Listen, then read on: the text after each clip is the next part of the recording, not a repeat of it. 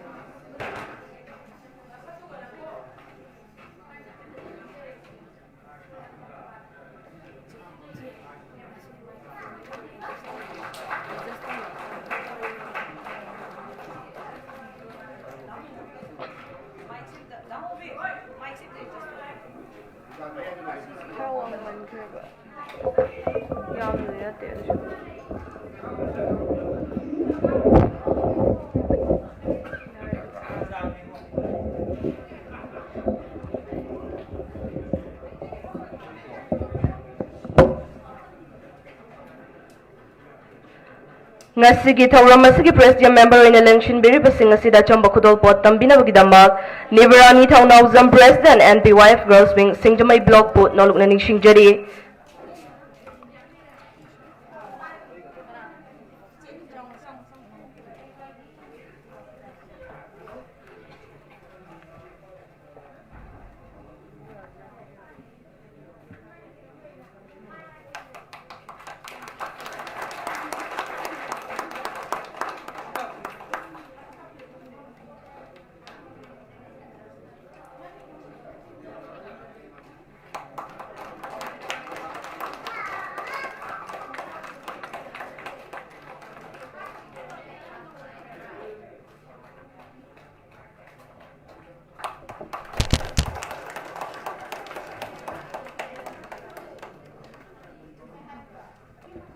Thagachari Nivarani Thaunawjam President NPYF Girls Wing Singjamay Block Ngasigi thauram asigi welcome address pibinabagidamak Nivarani Thaunawjam President NPYF Girls Wing Singjamay Block po amuka hanna noluk naning singjari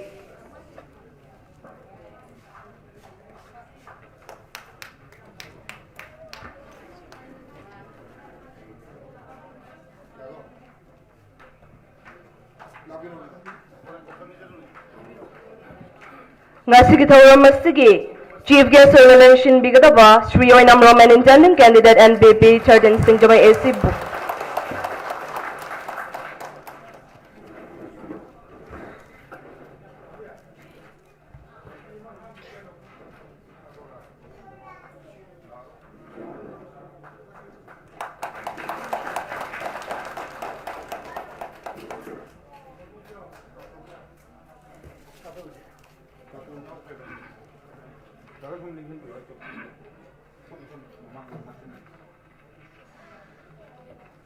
Lengbira iba mayam punamaku taram nokchari ngasigi felicitation program asida saruk yabiriba ngasigi thauram asigi guest of honor oina lengsin biriba Sri L Godother Singh Advisor Working Committee Sarungbam Navakumar Advisor Working Committee amadi guest of honor oina lengsin biriba Sri Oinam Roman Intending Candidate NPP 13 Singjamay AC amadi President gi Phampham Langda Lengsin biriba Sri Katrimayum Ibatombi Working President NPP Singjamay Block Pusu Taram Nokchari felicitation program asida felicitate Taujagani Haina NPYF Singjamay Block na sinjaba asida winner of Matrix Fight 7 Jojo Rajkumari aka Cobra Queen MMA fighter sina harau harau lengbirapagi damakta thagatpa phongdokchari amadi ngasigi program felicitation program asida live coverage pibiriba singjamai 360 team amadi media partner singbu taramna okchari sanaroi singna pikliba manipur sanalebak asibu malemda tattana masak takli nupi sanaroi kaya tholakpa asina nupi singi thak asi asuki matik wangkhathan khre malemda NPYF singjamai block na lepa laitana sanaroi kaya bu pukning thaugatjagani amadi horokliba sanaroi kaya busu sembibada achowo mateng tawjagani haina NPYF singjamai block ki maikaidagi thamjage mayambu amuna taramna okchari. Thank you all.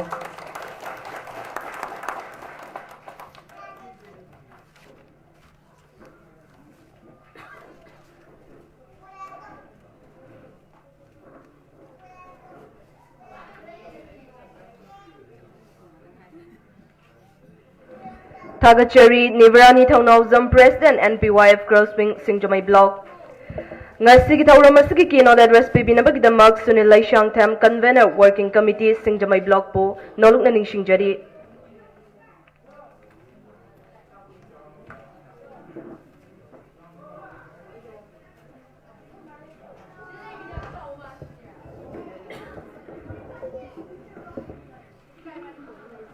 Thagachari ngasi aibu ki note pibi no kidamakta habirakpa yamna aigi thamoida nungaijo phaujai dai selengsin biriba irekai siga laman amadi NPP singmai block ki working president advisor amadi handak lakadoriba 2022 ki intending candidate oibiriba inaw domainbu amada kok nonna kai kunubo uchai maka tarakpada ko ingasi timbiriba lengbireba haina ruba tawdana lakpiriba asigidamakta su NPP singmai block ki convener ki maikai digi kai kunubo uchari akoina ngasi si karigidamakta sanaroi singa sibu yokhal libno karigi pandamno haibasi miyamda I chawrangna thamjage maru oibadi akoi hojik Manipur da lairiba Manipuri ekoina manglap chattagi isagi oiba sagona tuna laklaba ekoi masana sing mayam ama lairi sigi marakta khara panjarabada akoi sagol kangjai polo thangta sarit sara khong kangjai yubi lakpi mungdana chingba kaya ama lairi haiba sing asi karino haiba kanda Pangal lausingna sanaba ngakta oirakpa asigi maraksidagi tongana topa kaya amakaksu masana singsi pithibigi manungda maming chalakpa singase maru oirakpa sanaroi singasina asoba thodang kalli haibaduni masiga mari leinana samna haijarabada Manipur ki ekoi gi oiba indigenous game sing asi ekoi ga hogi phawda sagonarga leiri amamda Manipur kanglaipa India ki sport ki power house ni haina duna leiraba haibasi miyamna kakpa yadraba pot amakakne haibasi hojik phawda miyamna chona duna leiri aduga haiba maras asidagi topa magun chelaba mayam amakak ekoi di hojik bangal ki loksingna honar kanda pithibiga mayokna bada yaropada mama khara panjarbada hanakta Mainam Rosanna International Arenada One Championship ki platform yongna sanaduna Manipur ki mingchat purakhiba ekoi gi lemjaningai amani are baraki oinasu nupi ki category da Ritu Pogat One Championship yongna sanari masiga mari lenana nungai jari badi hadak isal Jojo Arkena Matrix Fight Night 7 Day 7 da kg 52 kg ki category da maki opponent Gujarat ki damakta represent tawduna tholakiba Isika Thitebu 1 minute 57 tawda knock out piduna mangna iramdam Manipur gi amadi lebak asigi mingchat purki पुरकी मसीदा नत माना ओरक मांगना winner ओरकपदा नतना मसाना सिदा north east की ओइना अहानबा मना लौरपगी ओरखिबा असिसु यामना सिगथानिंगाई ओय अदुगा मिंथोनसु मियामना हेन खंगनरबदुनी cobra queen हाइना खंगनदुना पृथ्वीदा अमदि भारतदा औजि फावदा ममिंग लेरि असिगुमलवा माकी एसिमेंट असिदा इकाय खुमनबा हाइबसी Manipuri खुदिमकी तौफदबा याद्रबा थौदांगनी खंजरगा NPYF ना सिंगजमई block ना इसन जोजो आकेबो ओक्सबगी थौरमसी पांगथोक्सबनी मियाम खुदिमंगना हौरकलेबा सानारोय कयागी पुंसीबो हौजिक्ति तोंगानबा मागी सानाव खोनबसिना इसागी प्रोफेशनल स्टेटसता हिंगबा ngambagi थाकसी यौरबा असिगुंबगी तंजासी लाबनिना अखोय खुदिमंगना सानबा आइसी जोखटपा मोइबु इंटरेस्ट पिबा मोइगी मतेंग पांगवाइबसी हौना सानी मसी तौबम थोपनी हाइबा वाखल लदु मियां ख्वाइ खुदिमकना सुकोइ पुना लिमिनेसि हाइबगी पांडमदा ngasi isel lasibu ongnबगी थौरम सिनजबनी सि हाइरगा इकिनो टेंसिनजगी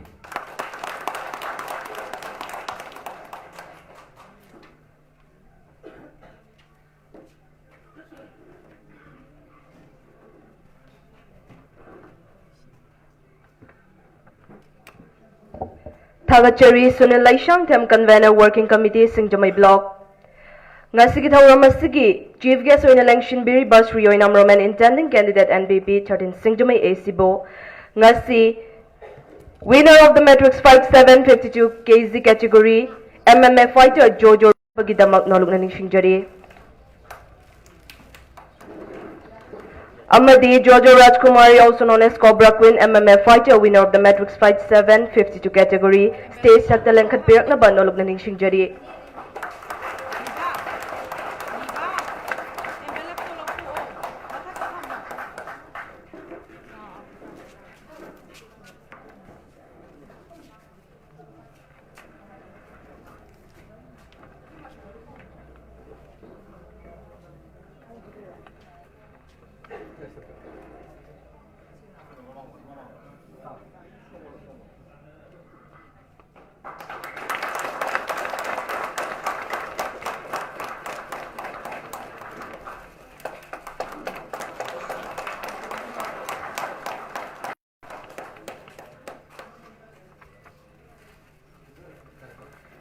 Thagachari Shri Oinam Roman Amadi Ngasigi Thauramasida winner of the Matrix Fight 752 KZ category Jojo Rajkumari, also known as Cobra Queen, Thauramasida Warol Kharadang Thambina Banolog na Ningsing Jari.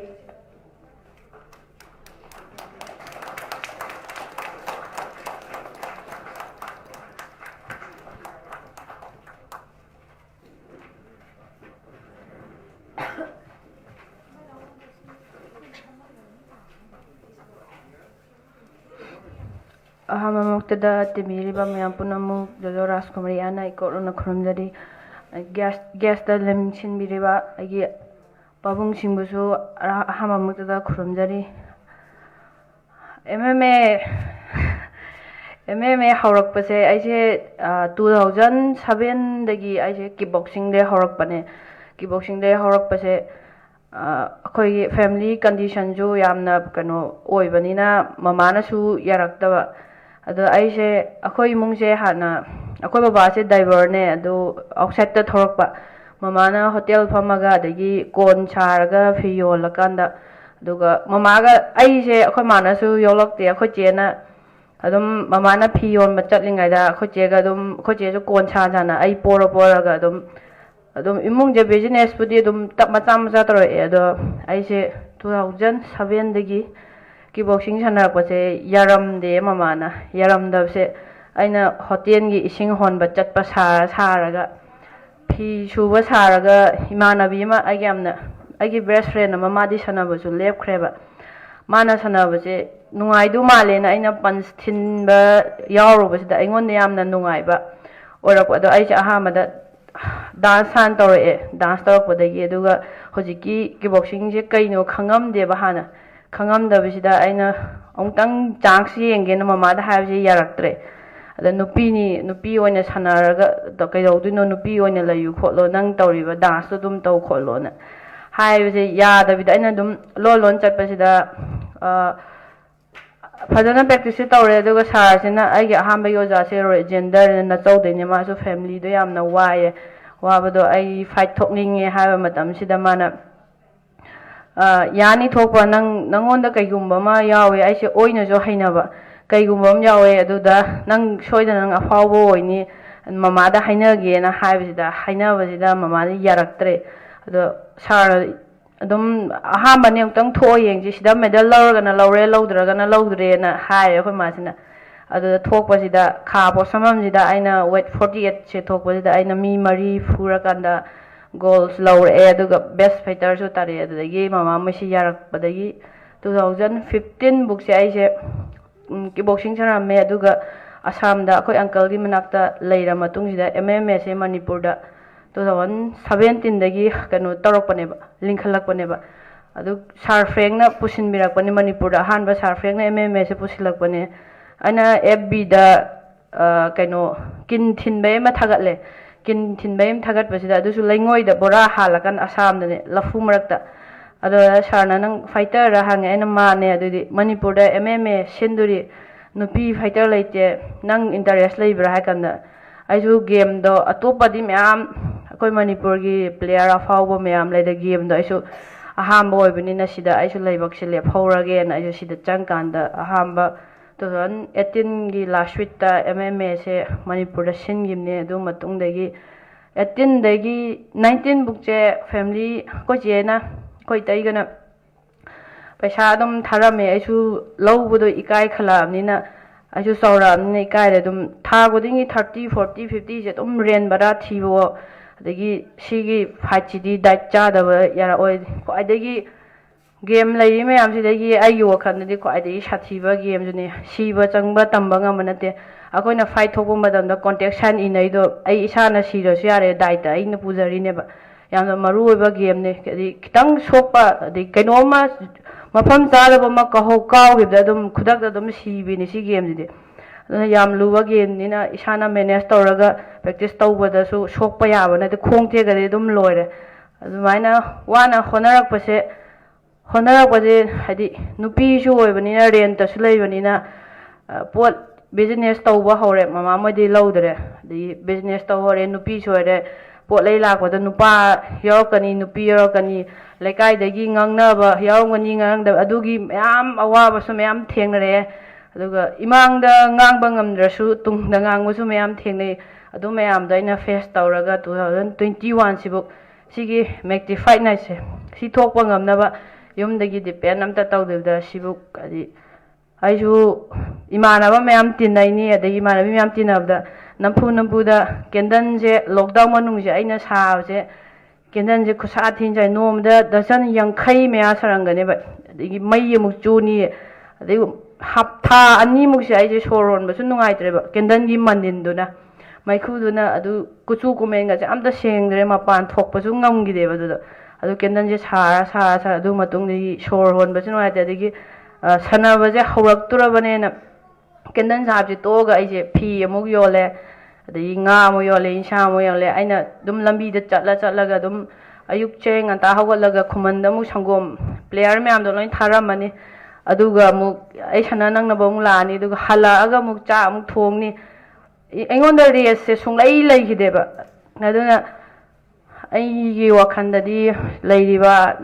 ꯄ꯭ꯂꯦꯌꯔꯁꯤꯡ ꯌꯨꯠꯁꯤꯡꯗꯁꯨ ꯏꯃꯥ ꯏꯄꯥꯗ depend ꯇꯧꯗꯕꯤꯗ ꯏꯁꯥꯅ ꯆꯥꯎꯔꯛꯑꯗꯤ ꯍꯣꯠꯅꯒꯦ ꯈꯜꯂꯗꯤ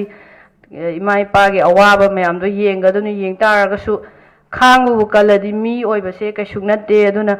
ꯑꯋꯥꯕ ꯃꯌꯥꯝ ꯂꯩꯕꯁꯤꯡꯁꯨ ꯃꯅꯤꯄꯨꯔꯁꯦ ꯄ꯭ꯂꯦꯌꯔꯁꯤꯡꯁꯦ ꯑꯋꯥꯕ ꯏꯃꯨꯡꯗꯒꯤ ꯍꯧꯔꯛꯄ ꯉꯥꯛꯇꯅꯦ ꯑꯗꯨꯅ ꯈꯥꯡꯕ ꯀꯟꯁꯦ ꯃꯌꯥꯝ ꯍꯣꯠꯅꯁꯦ ꯑꯗꯨꯒ ꯁꯨꯃꯥꯏꯅ ꯑꯩꯕꯨ ꯀꯩꯅꯣ ꯑꯣꯛꯄꯤꯔꯝꯕꯒꯤꯗꯃꯛ ꯑꯩ ꯁꯨꯃꯥꯏꯅ ꯇꯧꯔꯝꯅꯦꯁꯨ ꯑꯩ ꯈꯜꯂꯨꯗꯦ ꯑꯩꯗꯤ ꯏꯆꯝ ꯆꯝꯅ ꯇꯧꯔꯝꯗꯨꯕꯅꯤ ꯑꯗꯨꯒ ꯁꯨꯃꯥꯏꯅ ꯇꯧꯕꯤꯔꯝꯕꯒꯤꯗꯃꯛꯇꯁꯨ ꯍꯥꯏꯅꯤꯡꯉꯥꯏ ꯂꯩꯇꯅ ꯊꯥꯒꯠꯆꯔꯤ NPP ꯀꯀꯥ Kaka Romanbusu Tauru Tarubo Kudimakta, my papa, Sidagi Hena, player Mayambu, Yukatpa. I on the Hena Sotaba, why Mayambusu, Hena support Toraga, Lak River, Sida, my papasu, Obiuna, Igish, Natagi Boragi, Pizari.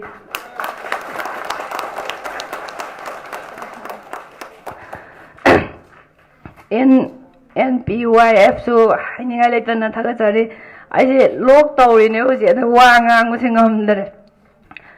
Tauruba Kudimakta. My papa here support the voice, and I see I listen there.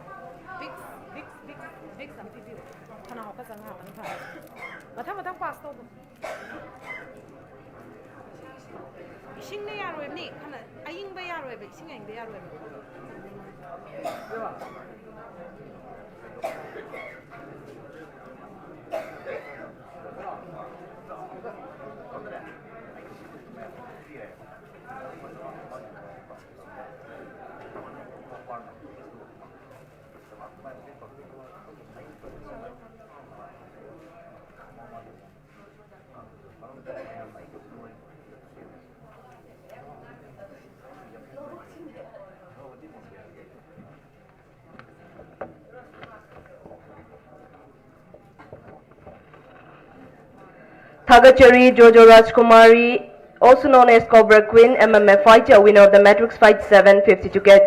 kg category. Marak Thatna ngasi guest of honor in election Biriba Sarungbam Navakumar advisor working committee na Selgi mana oina Jojo Rajkumari da angamba mateng kharadang pangbiri.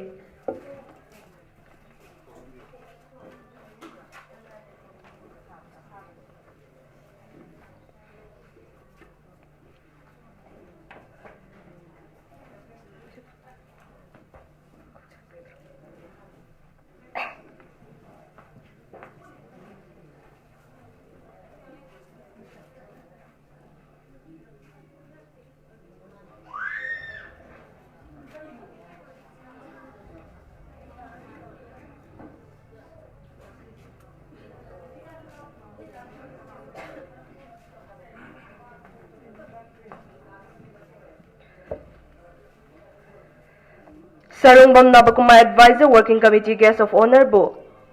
Selgi mana si khutsinna na bagi dammak nolugna ningsingjari.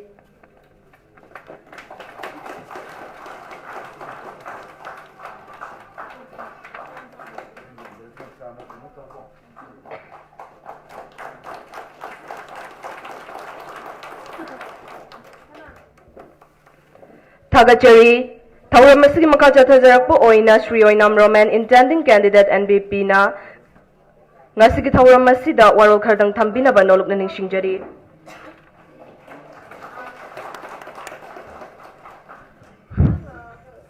Masigi sigumba koi player sing amna pithibi gi oina amna ngakpa adugumba event amani sigumba event asida koi gi maitai macha koi manipuri maitai gi asengoi I amana sigumba gol lobirakna masi akoina mahabu unajabagi khudong chabase am hainingai leitena noijai lakbebudamakta lorna ngasigi sigumba function asida dai de phamiba ahalaman pumnamak amadi lakpireba khudumakpu ayakna taramna ucheri amsu nuaiba phongdokcheri yamna nuaiba sigumba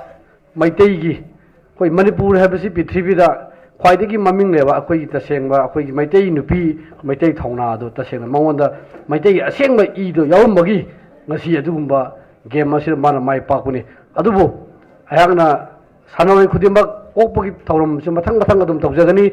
sida natana topa singime kendra natraga su atopada koi prithibigi oina adubu game singda afaba orakpa singdu ay thauna piduna ay thauna hapjage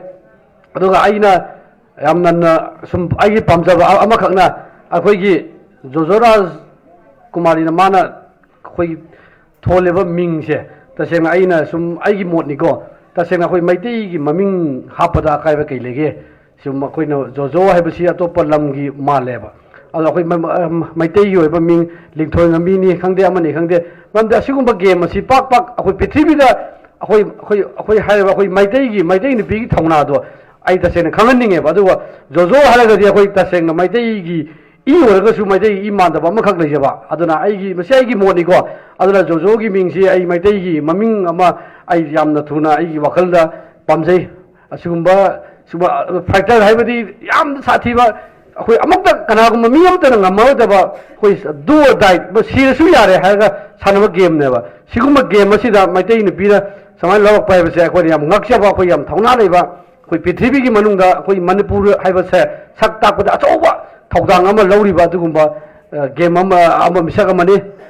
ꯑꯗꯨꯅ ꯑꯔꯣꯏꯕꯗ ꯑꯩꯅ ꯍꯥꯏꯖꯅꯤꯡꯉꯤ ꯇꯁꯦꯡꯅ ꯃꯤꯡꯁꯤ ꯃꯩꯇꯩꯒꯤ ꯃꯃꯤꯡꯁꯤ ꯑꯩ ꯇꯁꯦꯡꯅ ꯀꯧꯍꯟꯖꯅꯤꯡꯉꯤ ꯑꯗꯣ ꯃꯌꯥꯝꯒꯤ ꯃꯣꯠꯅꯤꯀꯣ ꯃꯁꯤ ꯃꯥꯏꯁꯨ ꯑꯄꯥꯝꯕꯅꯤ ꯑꯗꯨꯕꯨ ꯑꯩꯒꯤ ꯃꯣꯠ ꯑꯣꯏꯅ ꯐꯣꯡꯗꯣꯛꯆꯕꯅꯤ ꯌꯥꯔꯒꯗꯤ ꯑꯩꯈꯣꯏꯒꯤ ꯄ꯭ꯔꯤꯊꯤꯕꯤꯗ ꯁꯛ ꯇꯥꯛꯄꯗ ꯑꯆꯧꯕ ꯊꯧꯗꯥꯡ ꯂꯧꯕꯗ ꯑꯩꯈꯣꯏ ꯃꯩꯇꯩ ꯅꯨꯄꯤꯁꯨ ꯁꯛ ꯇꯥꯛꯅꯕꯒꯤꯗꯃꯛꯇ ꯃꯤꯡꯗꯨꯅꯁꯨ ꯑꯆꯧꯕ ꯊꯧꯗꯥꯡ ꯑꯃ ꯂꯧꯔꯛꯀꯅꯤ ꯍꯥꯏꯕꯁꯦ ꯑꯩ ꯊꯥꯖꯕ ꯊꯝꯖꯒꯦ ꯁꯤꯒꯨꯝꯅ ꯃꯌꯥꯝ ꯂꯦꯡꯕꯤꯔꯕ ꯈꯨꯗꯤꯡꯃꯛꯄꯨ ꯇꯥꯝꯅ ꯑꯣꯛꯆꯔꯤ ꯃꯇꯥꯡ ꯑꯁꯤꯗ ꯂꯣꯏꯁꯤꯟꯖꯔꯦ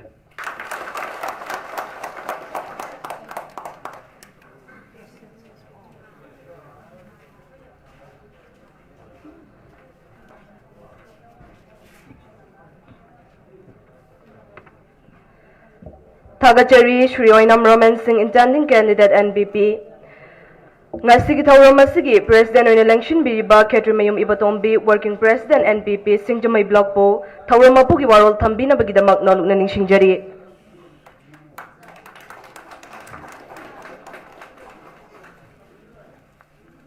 Ahanba maktada irikai asibu konbiriba ibudo ibenda wanibu yang ikok kono krumjari ngasigi asigumlaba chamlaba koi sanaroi amabu okpagi program asigi dash selection biriba alibungo amadi yamba editing candidate onam romen loinana mang election biriba kwai tarabusu ehangna kai kunno uchari ai khoi manipur piklebasu sanaleba manipur asida Poksewa, Sauzeva, Mapari Mamongkea, Leptana,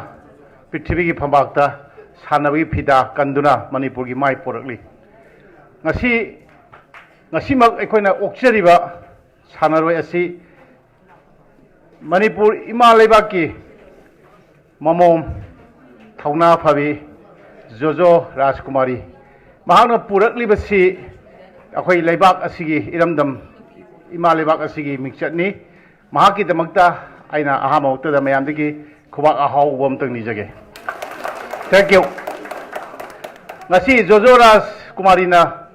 pudra lagle 2022 gi Happy New Year gi ahowa hawlakpa chahi asigi tha asida nunga yaifaba magol achouba mai pakpagi paujen ga loinana aina thamjaningi chanupi asigi mafamda Manipurgi asayamna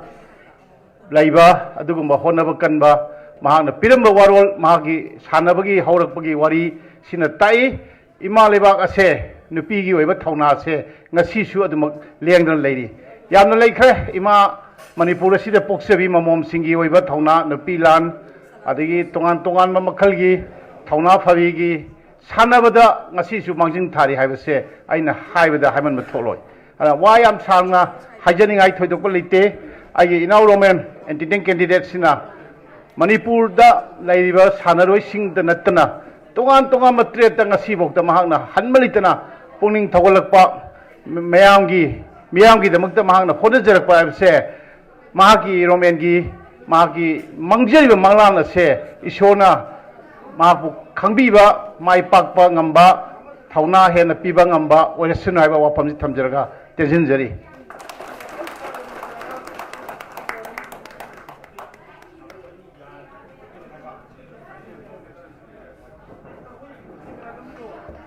Thagachari Khetrimayum Ibatombi Working President NPP Singjamai Block.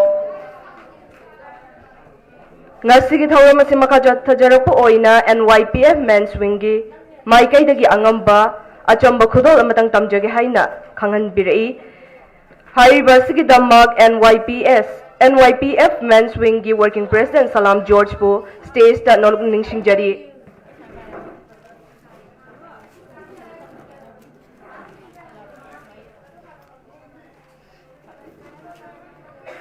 amadi Jojo Rajkumari busu nolukna ningsingjari.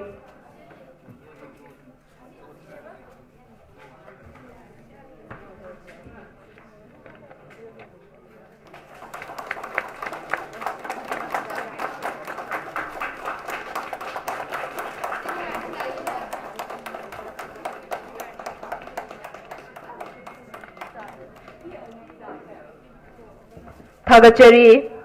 ngasigi thauram asigi board of thanks pibinabagi damak Okram Shanti Secretary NPP Women's Wing Singjamai Block po nolguning singjari.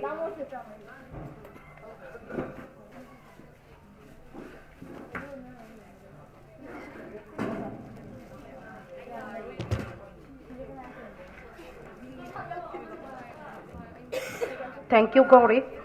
Ngasigi program asi Zozo Okpagi program asi bu lakpi riba khuding makpo print media khuding makpo ikokno na khorum sari. Das the lengsin biriba sip guessing bu ikokno na khorum sari. Adu bu ngasigi program asi bu tek ta kaida na ba phambam lang da lengsin biduna Zozo gi nungar ba pokdam tabi bagi damak puna makpo khuchu ikokno na khorum sari. Program asi loishan jana ba tanja chu loina na ngasigi program asi loishin jare haina matang sida ikokno na khorum jare.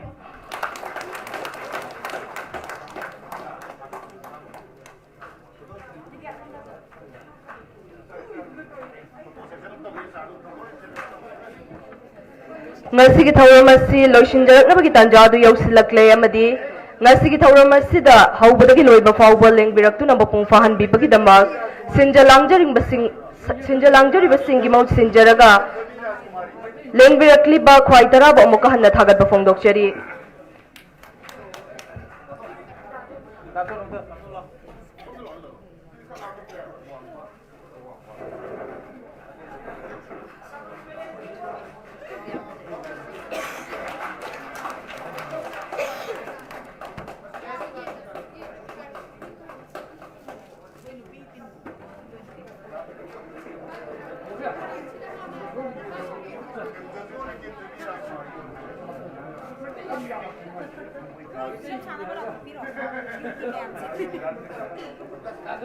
Then the PG,